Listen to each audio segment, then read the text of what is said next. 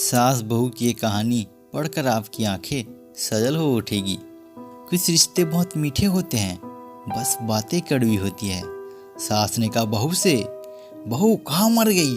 अंदर से आवाज आया, जिंदा हूँ माँ जी। तो फिर मेरी चाय क्यों अभी तक नहीं आई? कब से पूजा करके बैठी हूँ। ला रही हूँ माँ जी। बहू चाय के साथ भजिया भी ले आई। सास ने कहा तेल का खिलाकर क्या मारोगी? बहू ने कहा ठीक है माँ जी, ले जाती हूँ। सास ने कहा रहने दे, अब बना दिया है तो खा लेती हूँ। सास ने भजिया उठाई और कहा कितनी गंदी भजिया बनाई है तुमने। बहू माँ जी मुझे कपड़े धोने हैं, मैं जाती हूँ। बहू दरवाजे के पास छिप कर खड़ी हो गई। सास भजिया पर टूट पड़ी और पूरी भजिया खत्म कर दी। बहू मुस्कुराई और काम पर लग गई। दोपहर के खाने का वक्त हुआ। सास ने फिर आवाज लगाई, कुछ खाने को मिलेगा? बहू ने आवाज नहीं दी। सास फिर चिल्लाई, भूखे मारोगी क्या? बहू आई, सामने खिचड़ी रख दी। सास गुस्से से, ये क्या है? मुझे इसे नहीं खाना, इसे ले जाओ। बहू ने कहा आपको डॉक्टर ने दिन में खिचड़ी खाने को कहा है, खाना तो पड़ेगा ही। सास मुंह बनाते हुए, हाँ तू मेरी माँ बन जा। बहू मुस्कुराई और चली गई। आज इनके घर पूजा थी। बहू सुबह 4 बजे से उठ गई। पहले स्नान किया, फिर फूल लाई, माला बनाई, रसोई साफ की, पकवान और भोज बनाया। सुबह के 10 बज गए। अब सास भी उठ चुकी थी। बहू अब पंडित जी के साथ भगवान के वस्त्र तैयार कर रही थी। आज ऑफिस की छुट्टी भी थी। उसके पति भी घर पर थे। पूजा शुरू हुई। सास चिल्लाती, बहू ये नहीं है, वो नहीं है। बहू दौड़ी दौड़ी आती और सब करती। अब दोपहर के 3 बज गए थे। आरती की तैयारी चल रही थी। पंडित जी ने सबको आरती के लिए बुलाया और सबके हाथों में थाली दी। जैसे ही बहू ने थाली पकड़ी, थाली हाथों से गिर पड़ी। शायद भोज बनाते हुए बहू के हाथों में तेल लगा था, जिसे वो पोंछना भूल गई थी। सारे लोग तरह तरह की बातें करने लगे। कैसी बहू है, कुछ नहीं आता, एक काम भी ठीक से नहीं कर सकती, न जाने कैसी बहू उठा लाए। एक आरती की थाली भी संभाल नहीं सकी। उसके पति भी गुस्सा हो गए, पर सास चुप रही, कुछ नहीं कहा, बस यही बोल के छोड़ दिया, सीख रही है, सब सीख जाएगी धीरे धीरे। अब सबको खाना परोसा जाने लगा। बहू दौड़ दौड़ के खाना देती, फिर पानी लाती। करीब 70-80 लोग हो गए थे। इधर 2 नौकर और बहू अकेली। फिर भी वह सारा काम बहुत ही अच्छे तरीके से करती। अब उसकी सास और कुछ आस पड़ोस के लोग खाने पर बैठे। बहू ने खाना परोसना शुरू किया। सबको खाना दे दिया गया।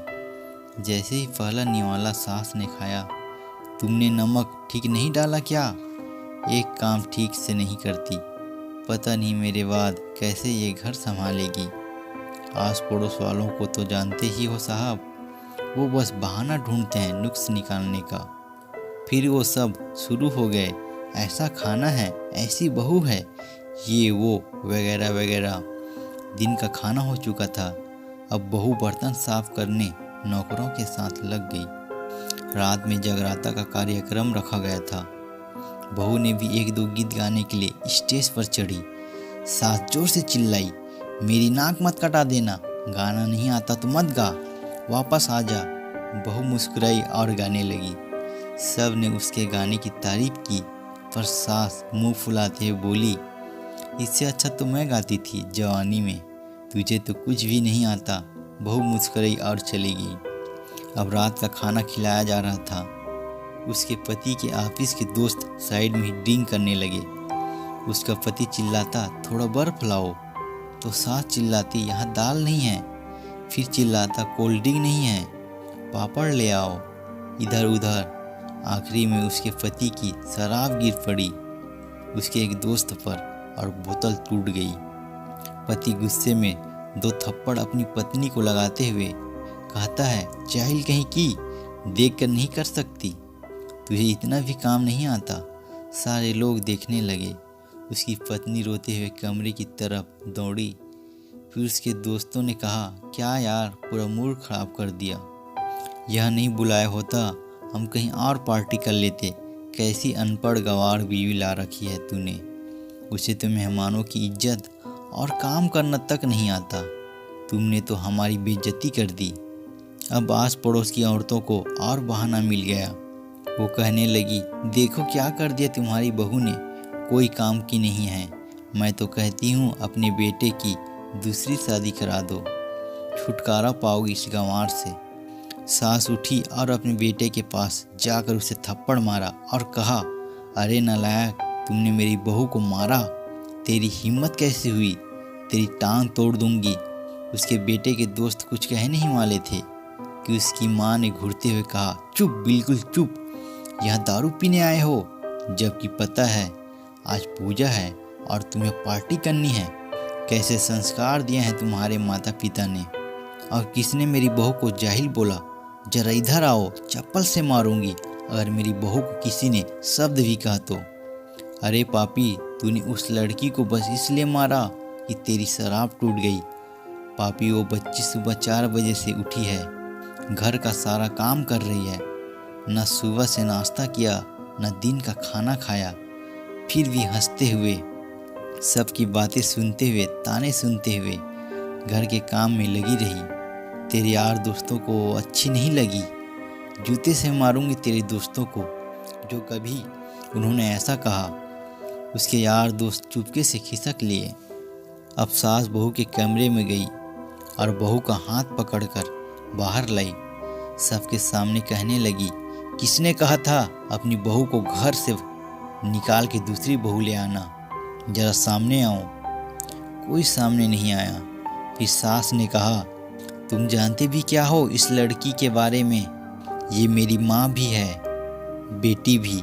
माँ इसलिए मुझे गलत काम करने पर डांटती है और बेटी इसलिए कभी कभी मेरी दिल की भावनाएं समझ जाती है।